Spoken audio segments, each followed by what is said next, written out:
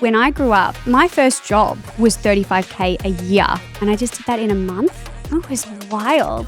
There was a shift in my mindset, and it wasn't mindset training or anything like that. It was my own decision of this is what I'm going for, this is what I'm going to get, and it was really clear, my goal. First 12 months in remote sales, you went from $0 in the bank. Within 6 or 8 weeks, you were earning pretty good dollars as a setter. You became the setter lead and up to $15K a month. Became a closer after 10 months. What was the progression in terms of an income that you were seeing? Do you think there's a misconception with people who are looking at sales careers? You've got to lie, you're inauthentic. Do you think that's a misconception? Definitely, and it can be true. I did have a day where I did 7 sales in one day, and I was like, boom, boom, boom, boom, boom. It's like, wow, okay.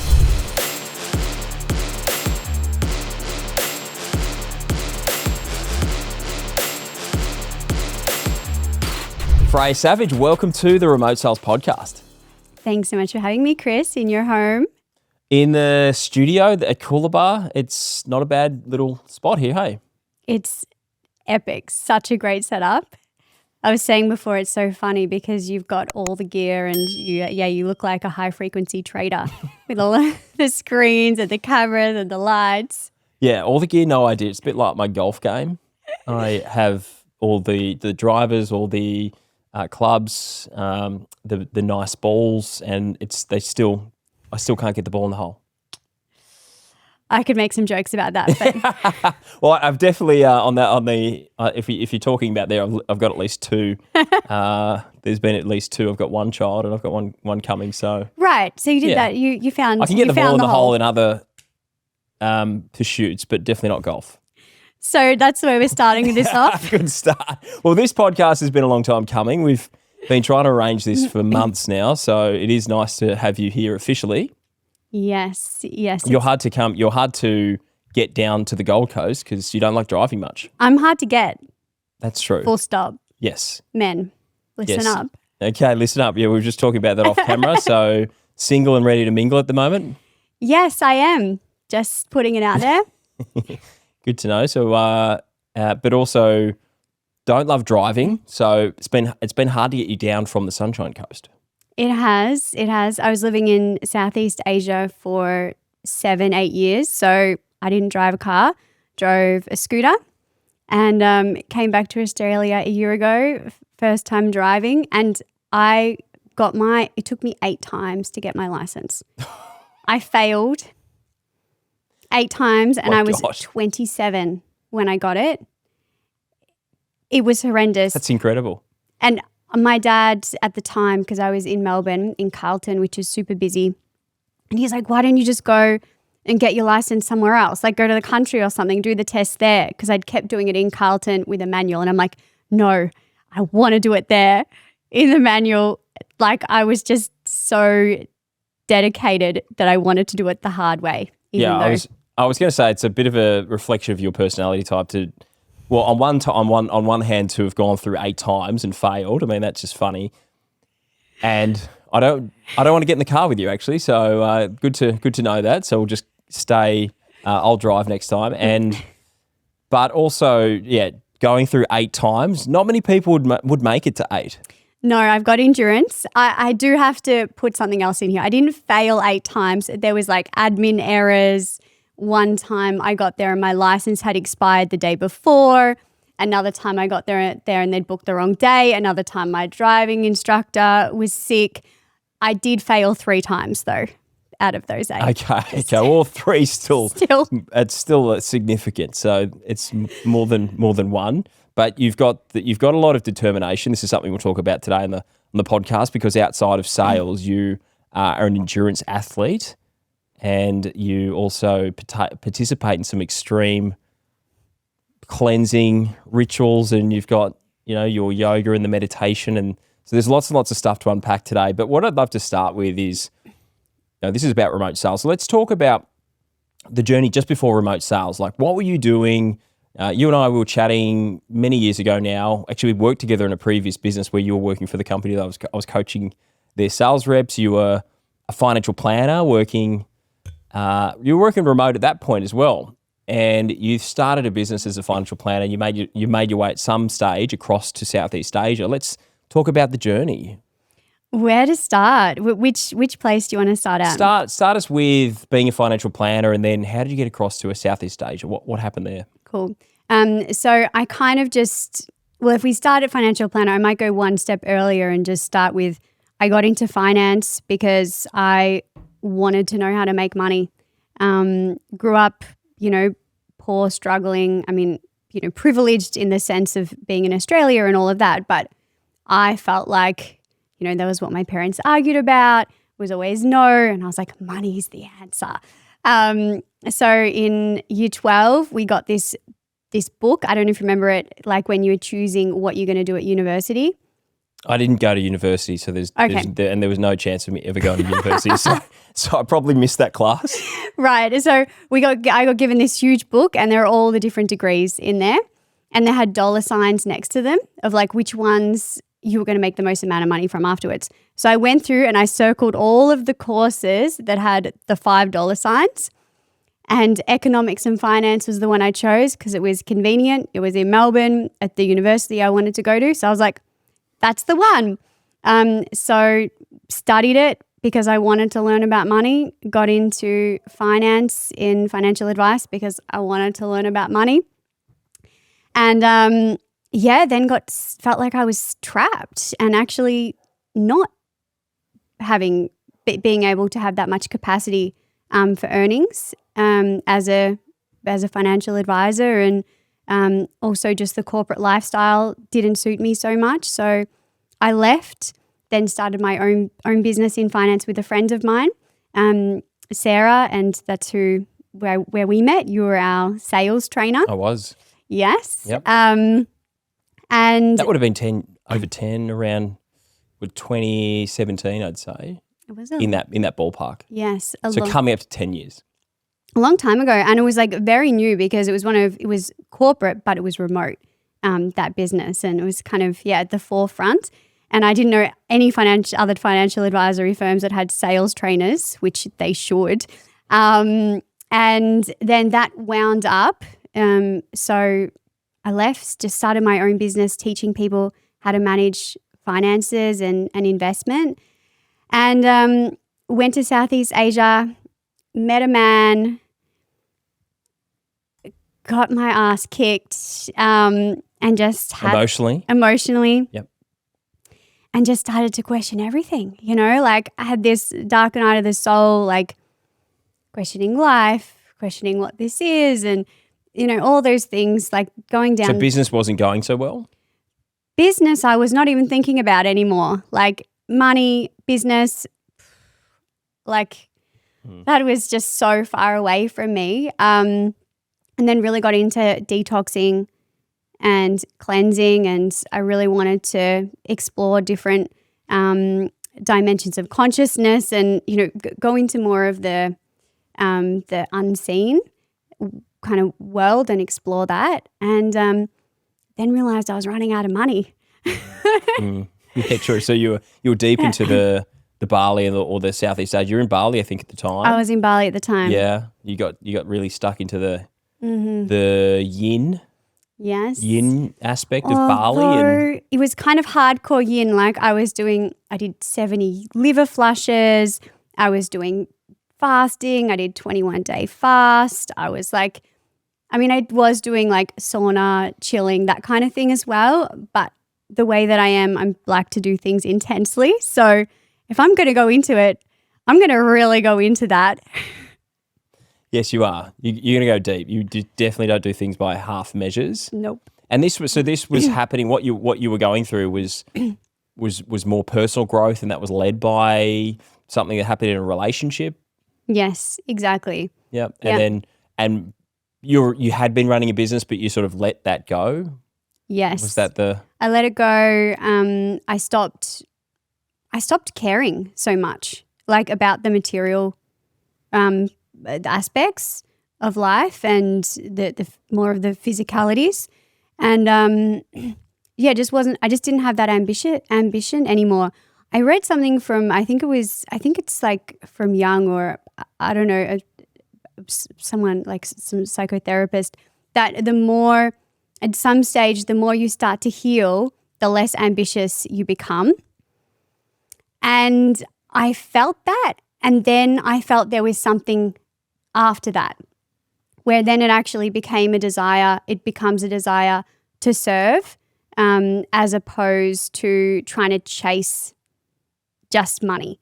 So I feel like for me anyway, there were different levels. Like it first went through chasing survival, and then it went through a stage of when I started to understand more about myself and what this is, then becoming less ambitious and being like, not interested. I'm going to be also, dry fasting, these kind of things. You don't have there's nothing you need. And the empowering feeling of that, like you don't need food or water, which sounds crazy, but that's the kind of the state that you start to get into, and how empowering that is. And then coming out of that and then being in a place of, okay, then how can I serve rather than how can I just get? What can I do? And that becomes then a different pursuit. A different pursuit. Yeah, exactly. And so this is all happening, and I believe what you and I, we would chat every now and again, but I'd sort of lost track of where you were up to. I remember I put a post up looking for appointment setters because I was hiring for the company we ended up working on for a period of time.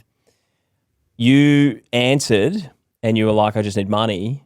And we got on a call. And I think at the start, I'm not sure whether or not the role had been filled, but we didn't move forward. You didn't get the role. But then what we ended up doing was you became the first student of the sales training program that I had just started. This was, that would have been 2021-ish, maybe 2020, 21, 22-ish, somewhere about that time. And I remember you were just not desperate, but you were just like, I was desperate. You can say it. I was desperate. You were so desperate. I was so desperate. Come on, Kris. You were so give desperate. Me something. And you were like, dude, you're like, Kris, I can't pay you, but I just want to let. I'm just like, oh, all right. Well, here's what we can do. You go, I have no money. I'm broke. I can't pay you anything, but I need something. And I'm like, all right. Well, here's what we can do. I can put you through this course. I've just started this program. There's not many people in it. It's untried. It's untested. Let's see how it goes. But you showed up. You went through the materials. We had Brad coaching at the time. You were jumping on with Brad. Let's talk about that quickly. How was that going through sales training? You'd gone through this thing which was the opposite of sales. Yeah. You were not in that world, in that mind frame. Yes, something in me switched where I was like, okay, all right, I need to get back into the world. I need to support myself. I do not want to be struggling. I want to be able to explore all the different pursuits, and I also want to enjoy like what the physicality of this world has as well. And I don't want to be a broke yogi. That's just not what I wanted to do. So I was like, okay, time to get going, Freya. Let's move. And I thought, what can I do? And I knew I didn't want to go back into finance. But what can I do that is going to make really good money?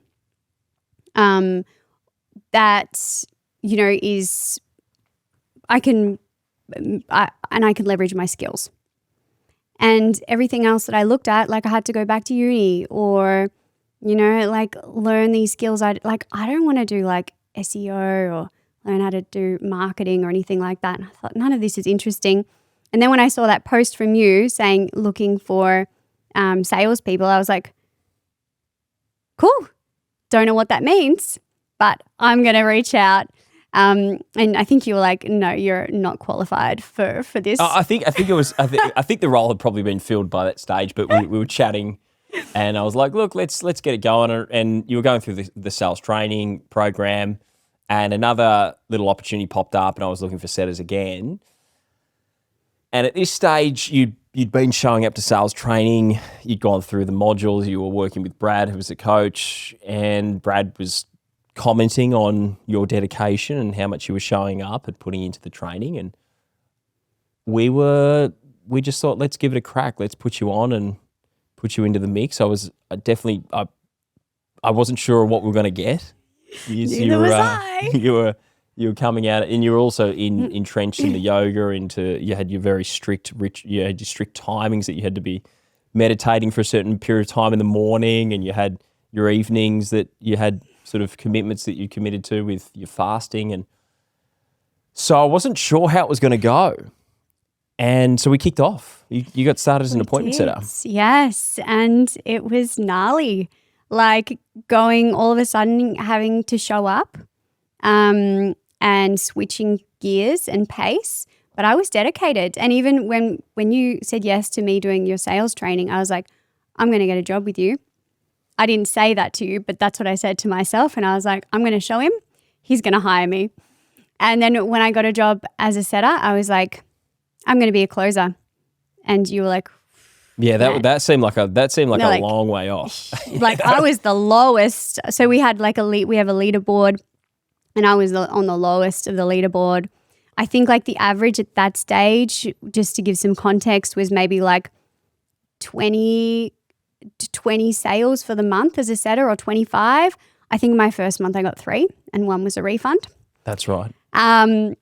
Second month, not much better. I think that was like 5.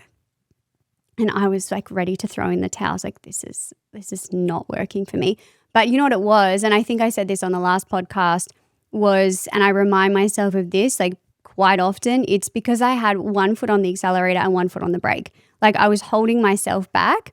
And actually that was using more energy than if I just went 100% putting my foot down on the accelerator. So I got really focused on, what do I want to do? Okay, I want to become a closer. Why do I want it? And getting really clear about what the purpose of that was. And then also understanding the offer. And then I really started to believe in the offer. I got obsessed with it. I really got obsessed with sales. I was listening to it constantly. I was reviewing my own calls. And then the next month, I think I was like top of the leaderboard. Like there was a shift in my mindset, and it wasn't like mindset training or anything like that. It was my own decision of, this is what I'm going for. This is what I'm going to get. And I was really clear, my goal.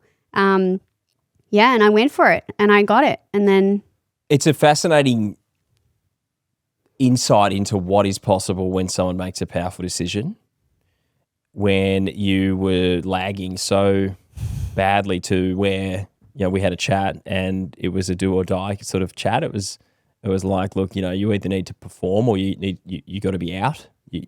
This won't work. And it was that dire, to then going from that position within 30 days to being the top of the leaderboard. Like, it's remarkable that that's achieved, that that's possible. And it's also just a really good reminder for salespeople that a lot of it is between the ears. 80% of it is between the ears. It's not technique. It's not skill. It's not, you don't have the right script. It's really, how are you showing up? How are you presenting yourself each day? How are you motivating yourself? What's the story you're telling yourself? And then what is being felt by the prospect? Yeah. And it's so powerful when you flip that, the results can just dramatically shift in such a short period of time. Yeah. And you're on the top of the leaderboard. Yeah. And we went from you like questioning whether or not you were ever going to, get a sale ever again, to then being, top of the leaderboard. And then you had a vision board. I remember you had a vision board with, you put Brendan, who was the top closer at the time, you had yourself above Brendan, which we had a bit of a chuckle about. I think what I did is I like screenshotted him, because at the end of the month we have everyone's results. And what I did is I screenshotted that result, and then I went into Canva and I just on top of whited out his name and put my name on top. And then I also increased the amount of sales too. Yeah, just for good measure. Just in case, just stuck it right in front of me. I'm like, that's where I'm going. So we then went from where it was, you were languishing, to then you became the setter leader. You became the team lead of the setting crew, and you were showing the other guys how to do it. And so you stepped up into a leadership position, and soon after that you became a closer. Let's talk about the transition from setter to closer. What were the things that kind of happened in the lead up, and then how was that transition? Yeah, so you're smiling because maybe you remember what I'm going to say is I had my foot on the brake again. Like when I got the role for closer, I was actually so comfortable in my role as a setter, and also leading the setting team, like that I'd felt comfortable in that now. You know, I could do it well. I enjoyed it. What were you earning at the time? What you'd gone from earning? Pretty good. I think I was like doing like 15K a month. Yep. And then I got with promoted. your set area and your management. And the management, yeah. And then I got promoted to closer, and it was like only 10 months after I started as a setter in sales. And then you told me, hey Freya, you're ready. And I was like, we had someone who was sick or away. Mm-hmm. And I was like, look, here's in. your chance. Subbed in. Yeah, jump in. Take a few calls. And I didn't book in any. So you told me, okay, set some calls for yourself. And I didn't. And you were like, why haven't you set any calls for yourself? I'm like, I don't know. Because I was scared. I was scared of failing. And I was scared of letting you down as well. Because it felt like, you know, I have so much respect for you. And not just respect, but gosh, I feel like I want to cry. Not just respect, but like, I don't know like you were such a protector, you know, and provider and a guiding light. I mean, you weren't soft about it at all. But if I was willing to step up, then you would take care of whomever would step up and come along with you. And so I think I was also afraid of like letting you down. Like if I started to become, if I was on these calls and I was terrible at it, and then I would start at the bottom again, and there was all this fear around it. So it took me a moment to actually start doing calls. The first one, I was so nervous.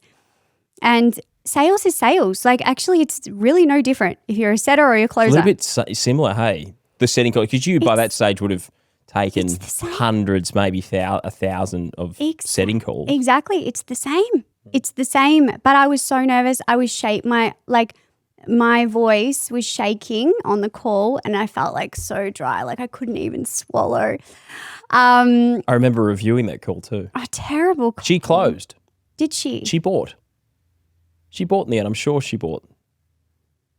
Am I recalling that incorrectly? I remember your first sale happened very soon after you took it. It happened it was not a good call, but she closed still. No, she didn't close. Okay, that one didn't close. The first call didn't close, but it was I did so much follow-up with her, so much nurture, and I just, you know, I know that doesn't work. You know, I even knew that as a setter, like you don't go chasing somebody and giving them everything that they're asking for. Like you need to have some self-respect, you know, and pull back and let them come to you. I just forgot all of that because I was like I just wasn't logical because I was really in my emotion. And then the next call I closed. And then I was on it, and my close rate was pretty high. Like as soon as I got into closer, I think I was like one of the highest closers. And it was just because, I don't know, because I'd done your training, because I listened to my calls, and also I am conservative with my energy. So like Brendan, for example, incredible machine of what he does. The amount of so Brendan was one of the guys that we worked with. The volume he did, like if I did that, I would be on my knees. Yeah, so Brendan would have his calendar open from 9 a.m., 8 o'clock in the morning, 9 o'clock till 9 p.m. 9 p.m. Yep. And then Saturdays. And Saturdays as well. And, you know, he would always be cool as a cucumber. Never stressed. Never rattled. Never rattled. That's not me. Like I wish it was, but it's not. I know myself now, you know. I can be a hot mess. I get rattled. So I need to set really good limitations for myself, boundaries. I need to do all. That's why I have such a massive morning routine, because I need it. Because otherwise I would love to be like Brendan, but I'm not. I know that I'm not. So I knew that I needed to focus on strategy and my conversion rate over volume. And that's something I've always focused on. Because there has been times when I've been stacked with volume and I crash and burn, and then my conversion goes down. Yeah. So you protect your energy. You've been a master of that, and it served you well. And so for you, it's quality over quantity. Absolutely. And you maximize your chances. So what would that look like for someone who's not familiar with conversion rates? And, so at that time, a sale for you would have been $1,000 potentially, or maybe even more if you got it paid in full. Yeah, like 1,000 to 1,500. And then I was also selling like 30K packages as well. And that was 10% on so that. Up to 3,000 per sale. And so how many calls would you normally take a day? Like when things are running smoothly, and it's a well-oiled machine, 4 or 5 calls a day is great for me. And my conversion rate with quality sets is like 40-50%. So, so you're taking, let's say you're taking 4 calls with a no-show. If it's 5 booked, you might have a no-show. You get four calls in the calendar. You might make $5,000. I remember you sent me a WhatsApp. This was after we stopped working together, but you sent me a WhatsApp. You made $7,000 in a day. Mm-hmm. Yep. What was that day? Let's quickly unpack that. I think that'd be interesting for people to so that was a 30K that I sold.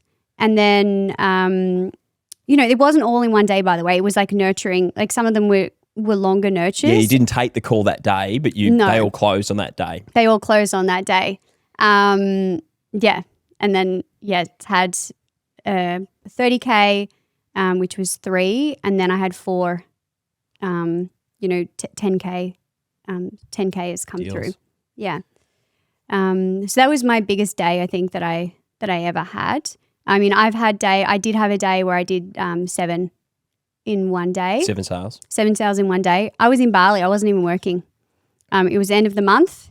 And there was like a bonus that the manager at the time put up, like, hey, whoever closes this amount, you get a bonus like 3K. And I was like, I'll just, log back on. I'll just log back on and see what I can do. And it was like, boom, boom, boom, boom, boom. It's like, wow, okay. That's not normal, by the way. Like that's not a normal day. That's a day that I will remember. I was like, wow, okay, great.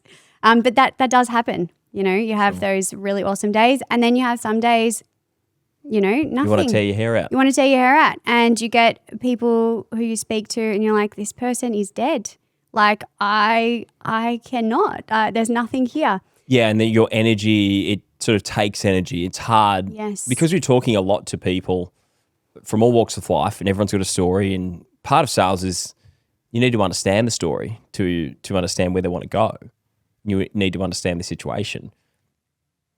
I think it's a skill to develop is to switch yourself off so that you don't take that on. 100%. 100%.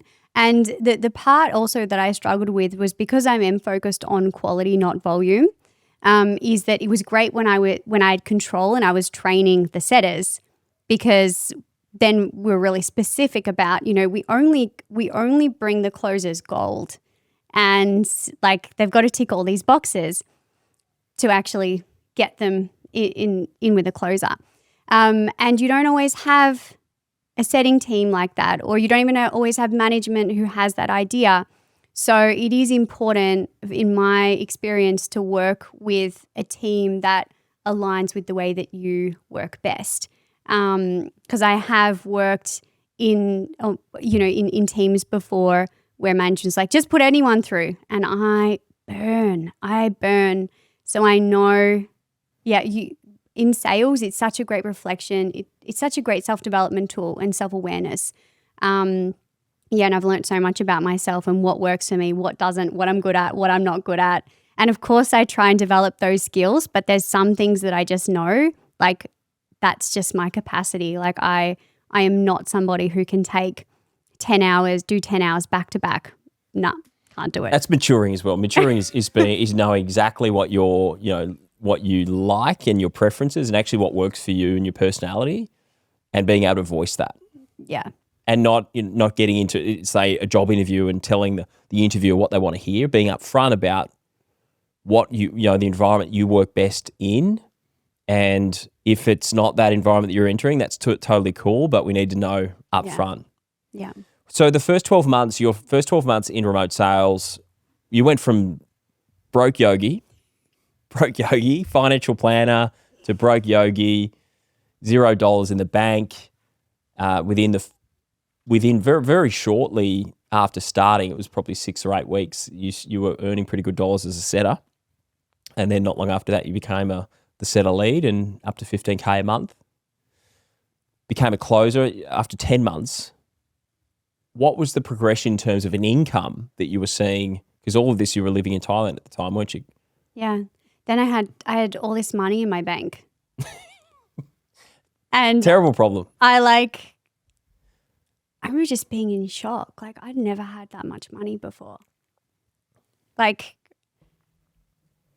what was the income as a closer? Because I know, but the best month I did, I invoiced for $35K for a month. You know, like when I grew up, my mum my first job was $35K a year when I got my internship in finance. $35K a year, and I just did that in a month.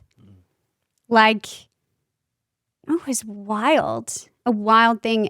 It shifted. So I'd done a lot of work beforehand on money mindset. So I was actually kind of comfortable with being broke. Like, I'm pretty generous. I mean, not comfortable. I didn't want to stay there, but I don't freak out really about, I trust that I know how to make money. Money always comes to me and I've learned, and I'm super industrious. I trust myself. Like, I've got my own back and I will not let myself, be homeless or anything. So I've done a lot of work on that, but then actually seeing the numbers match like that in a trust, I guess, or was really, really powerful, really, really powerful for me. And also just the independence that gave me, like knowing I don't need anybody else. I don't need to rely on anybody else.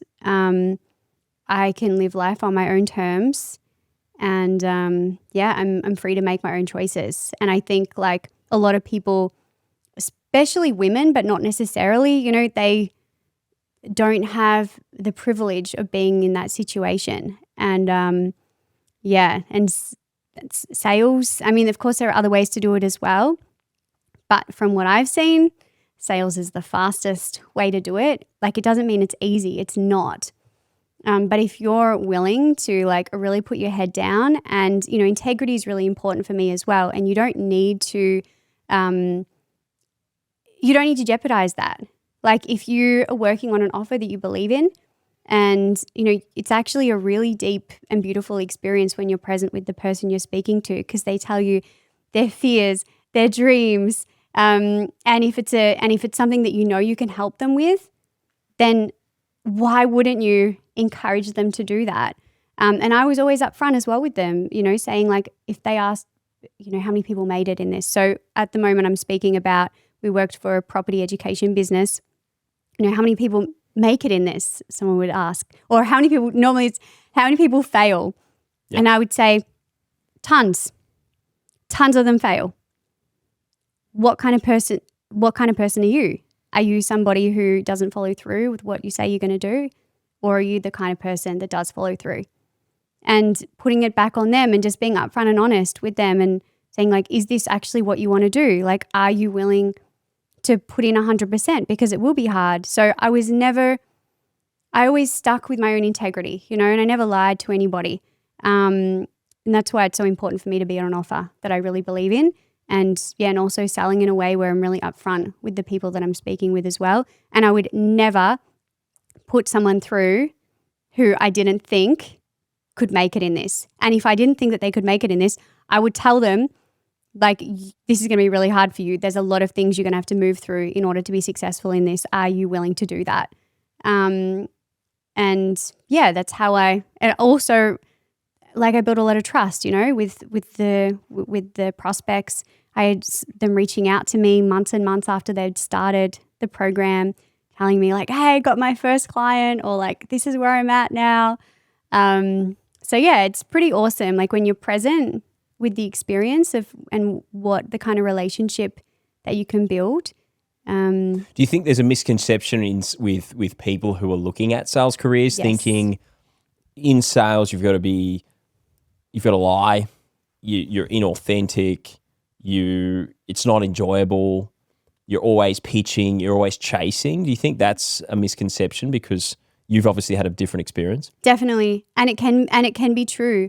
Like, I have also been on offers that I wasn't 100% aligned with, and I did not last long because it doesn't feel good for me when I don't have a belief in what's actually behind the scenes and that the people I'm speaking to are actually going to be able to make it. I simply cannot. I can't be there and say, you got to do it, you're going to be successful. I don't believe it. So it does happen, and so it is out there. It's not a misconception. I think that is possible. But if you're, I think it's possible. It's possible, but it's also ineffective. yes, So it's not a misconception because there are salespeople and companies that have cultures that are this way, where it is all a pitch fest. It is inauthentic. They lack integrity. yeah, And there's lies told because we're trying to shine things in the best way possible. But as you've just demonstrated, if you tell someone the honest truth, but in that case you're saying, hey, it's the jockey, not the horse. You give someone accountability, where it's really their decision to make if whether or not they want to commit to it or not. People really appreciate that, and the more honest you are, and the more badly you're prepared to talk about the thing that you're selling or some of the negatives, it actually makes them trust you a lot more. yeah. And that is obviously can be a tactic in sales as well. It can be a tactic. However, I have also had experiences where I've used that, and the prospects come back to me and said, you know what, you're right. I'm not willing to do this. Like, this is just something I could make fast money from. And I'm like, this is not the thing you do to make fast money. When it's, because this was in the property space. I'm like, this is a career, a profession. It's like being a lawyer or a doctor, an accountant. Like, you got to study it. You got to be committed to it. It won't work unless you're, really interested in it. And they'd be like, oh, nah, it's, you know what? It's not for me. I'm like, great. So This has been productive. yes. It's either a hell yes or a hell no. Yes. And then I wouldn't And it's pitch. hell no's as good as a hell yes. Exactly. And then I just wouldn't pitch that to that person. So some of my calls were short because I would know straight away, like 5-10 minutes, this person is not serious about this. And, their time's precious, my time's precious. So I would just get straight to it a lot of the time and Get work stuck out. in. Yeah. Don't want to waste anyone's time. Don't want to waste anyone's Don't want to waste time. their time. Definitely not your own. Let's talk about Thailand. So you were over in Thailand and living over in Southeast Asia for a lot of years, and you decided to move back to Australia. What was it like living, working in Thailand, logging on the time zone, talking to Aussie clients and Aussie buyers, and then what were you doing in the downtime in Thailand? What were the hobbies? Yeah, so I mean, one of the reasons I moved to Southeast Asia was because, like, I thought I don't want to be in Australia and have to work in corporate and work a 9-to-5 job, and that's all I knew to make the kind of money to live here. That's what I knew how to do. So I was like, Southeast Asia's cheap. There's also a lot of, like, kind of the freedom there, although it's kind of like Never Land kind of freedom, like children in adult bodies. Not everybody, but Peter Pan sort of stuff. but a lot of that. And it was amazing being there. But then when I actually had money in the bank, I was like, is this really where I want to be? And I mean, it's beautiful. It's beautiful, but Australia is freaking amazing here. And so I just outgrew it. It was great for the time and for where I was at. And then, last year I decided to come back to Australia, and, I had the ability to do that. Like, I couldn't even consider that before. This time I was like, okay, need a car, just buy a car. Need to furnish a house, okay, just furnish a house. And I had money in the bank to do all those things. And I did it myself. I didn't ask a man to do it for me. I didn't ask my parents. I got to buy all of that stuff myself. It's super empowering, hey? Yeah. Super empowering from where you've come from as well, from where you were. And at the time, last time we spoke, you were also you were the provider, so you were in a relationship and you were the provider, which is you were flipping the script a little bit with the traditional roles. Won't do that again, just so you know, men. Don't come to me if you do not have a job. My standards have increased. Yeah, we just thought we'd slip that in there. So there's some real benefits to earning cash. But yeah, you know, maybe we won't take that as an advertisement for anyone who's a bit short on cash No. to come sniffing around. But which is something you should be proud of. You know, it's a real. We've done it here, and I went through a similar scenario where I went bust after, and that was where I was coaching you guys. I'd gone from the fitness company. I didn't know what I wanted to do. I got into sales training because that was my jam as a fitness business owner. I was the sales trainer and managed, you know, we had hundreds of personal trainers come through and work for us in our business. And that was just where my zone of genius just ended up being. It wasn't in the deadlifts or the bench presses. It was in the consult room with the prospect closing. So, and then after the business went under, I just had lots and lots of inquiries from people I knew, buddies and friends who had businesses. And so naturally I moved into that. But I was broke, dead broke at the time, and went back to square zero, pretty much square zero. So escaped bankruptcy, but lost everything because I had a lot of creditors and signed some personal guarantees. So there was a lot of negotiation to get out of that. But yeah, went back to zero, had to sell all my assets and was back at zero mid-30s or just early 30s, 33, 34-ish. And so that was where I went to Bali. Not long after that, when I got into the closing space, it was a lot about I got to get somewhere where it's a bit cheaper, and being able to rebuild my life, make excellent money, and then be in a position now where on the Gold Coast, we've got a beautiful property here. It's furnished. We've got our own furniture, and you know we live a beautiful life, an amazing life. And we can do it here in Australia. You know, it's really empowering. Yeah, it's so empowering. And it's something I don't take for granted. Yeah. Yeah, I think when you've gone through that period of like having nothing, like getting it all stripped back from you, having no money, no home, like being in a foreign country, no partner, like looking around, you're like, I don't really have any friends around me. And then building all of that from scratch again, like there's something about it that you just have so much gratitude. Yeah, I think, people that go to university, they get incremental pay rises through their career, and then they eventually, you know, they get the home, they get the white picket fence. It all happens very incrementally. Yeah. You and I were both, that wasn't our reality, and it's been more like, yo-yo going up a hill. It's like Bitcoin. It is like the Bitcoin price. And here we are today. So what would you say, like looking back even to where you were to now getting through the remote sales career and almost dropping off, how does it feel to have gotten to the point where you are now and you're very accomplished, you're extremely skilled, and not only do you have money in the bank, but you've also got skills which you know are worth really high amounts of money, and you can go and command 30, 40K a month, you know, if you wanted to. Yeah, I guess on that, like, there's always, like, I've got to remind myself, never rest on my laurels. You know, like, especially in sales or anything, it's high performance. So as soon as you start to relax and be like, oh, I got this, you know, there's more to be done. Like, and also it's such a reflection of where you are internally. And so if something's going on with your life that you're struggling to handle, it's going to show up in sales, in the numbers.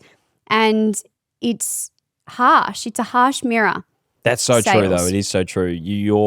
Where you are personally, it shows up in your stats. Yes. There's a mirror. There's a direct mirror. between how your energy is, your level of development, what's happening in life. If you've got constraints, if you've got problems you're not dealing with, it's going to show up in the numbers. Absolutely. And so I think sales is always, it's like a relationship. It's never, it's not something that's stagnant and it's like, I've made it. Here I am. I mean, I do have that feeling in a way because I know I'm always going to be good. Like financially, I know how to make money. Like I feel like I found it. And actually when there's something in me that's like, shh, don't tell too many people about it. Because seriously, like it's like you can make more money in sales than, I've got friends who are surgeons and there are salespeople who make more money than them. And so I think there's always growth to be had, but it does feel there is relief, knowing that, okay, I've found something that I can continue to do. And it's also dynamic and interesting because when you change roles, it's a new offer and you're learning then about that particular industry. So there's always nuances to it. There's always growth. I know, and I want to redo your course, by the way. But the best salespeople that I know, they are still always training. They still have mentors. They're always learning. It's like an athlete, really. Yes. If it doesn't matter if you're a park footballer or if you're an AFL player or if you're, a casual runner out on the weekend. A lot of those guys have a coach, but then the most elite athletes, they all have coaches and they all train. There's always something they can learn. They always go with the student mindset. Absolutely, yeah. And the salespeople, sales is the same. It's the same. It's the same. I mean, I honestly think everything in life is the same. I think like for me personally, like I now have a therapist that I see every week, even if I don't have anything really like going on, but it's development, how can I always become a more whole version of myself and show up fully and honestly and with integrity. And so sales, I'm really grateful that I've found it and I've found this industry and there's still so much more to explore. I'm at the moment I've just left a role. I'm going to go traveling and then I'm going to come back and look at getting back into the investment property side of things. Right. And there's always interesting, different areas to be on. I was listening to your interview with Adrian, who great episode, by the way. Oh, awesome. Yeah. You know Adrian well, work together on the team. Yeah, we work together at the property investment education business. And Adrian, he works for this company helping like doctors and lawyers. Yes, high flying CEOs and high earners who are alcoholics. Addicts, and quit the booze. Yeah. Like so niche, and there's just incredibly successful. They do like $1 million. They're up to nearly month, $2 million a month. $2 million a month, and very fast as well. 1.6 last time we spoke. Yeah, like there's so many interesting areas to get into. It's a fascinating world. Yeah. Yeah. Well, you're just scratching the surface. You've only been in the space for only a couple of years now, so it's incredible your success and what you've achieved. And also, just every time we chat, I'm always inspired, and just the way that you see and look at things. I think the gratitude you bring to it, the learnings that you bring. There's just a lot of just drives me, and it even makes me want to get better, and it gives me inspiration. So I think the way you approach your work, and like the way you approach everything in your life, it's tenacious. You want to be the best, and you don't want to leave any stone unturned. So yeah, it's incredible, and I know that the next role that you're in, you'll absolutely crush. Yeah, thanks so much, Kris. Great to have you. Awesome to be here. Thanks for jumping on. Yeah. We'll have to do this again. Yeah, definitely. It was a pleasure. Thanks a lot, Freya. And if you're watching for the first time, don't forget to hit the subscribe button.